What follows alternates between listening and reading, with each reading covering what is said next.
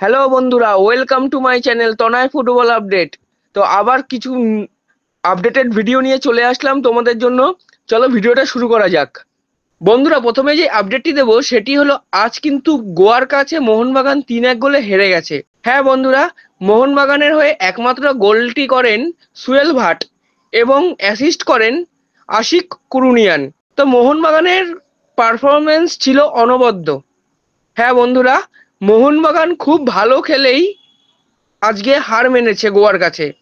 তো এই হার থেকে মোহনবাগান সুপার কাপ থেকে কিন্তু বিদায় নিল বন্ধুরা। বন্ধুরা, পরবর্তী আপডেটটি হলো ইস্টবেঙ্গলকে নিয়ে। ট্রান্সফার মার্কেটে কিন্তু জোর গুঞ্জন চলছে, ইস্টবেঙ্গল কিন্তু নিতে পারে পরের মরশুমে নোয়া সাদুইকে। হ্যাঁ বন্ধুরা, ঠিকই শুনছো, খবরটা এক্সট্রা টাইম বাংলা থেকে ব্রেক করা হয়েছে।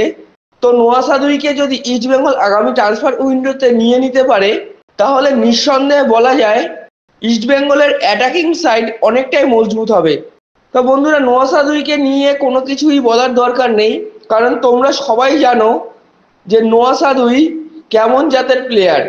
বন্ধুরা, তোমাদের কি মতামত এই ট্রান্সফারটা নিয়ে অবশ্যই কিন্তু কমেন্ট করে জানিও।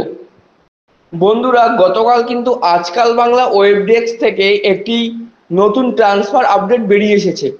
সেটি হলো ব্রাজিলিয়ান মিডিও এবং উইঙ্গার রাফসান রবিনোকে নিয়ে। হ্যাঁ বন্ধুরা, তোমরা অনেকেই চেনো বাংলাদেশের বসুন্ধরা কিংসের এক্স প্লেয়ার রাফসান রবিনোকে কিন্তু পরের মৌসুমের জন্য টার্গেট করছে মোহনবাগান। হ্যাঁ বন্ধুরা, এর আগেও এই গুঞ্জনটা উঠেছিল কিন্তু সেটা সাফল্যতা পায়নি, কিন্তু আবারও এই ট্রান্সফার আপডেটটা বেরিয়ে এসেছে। তো বন্ধুরা, এই ট্রান্সফারটা নিয়ে তোমাদের কি মতামত অবশ্যই কমেন্ট করে জানাও। বন্ধুরা, এই ছিল আজকের আপডেট। যদি ভিডিওটা ভালো লেগে থাকে তাহলে লাইক কমেন্ট শেয়ার করো এবং চ্যানেলটা অবশ্যই সাবস্ক্রাইব করো। ধন্যবাদ।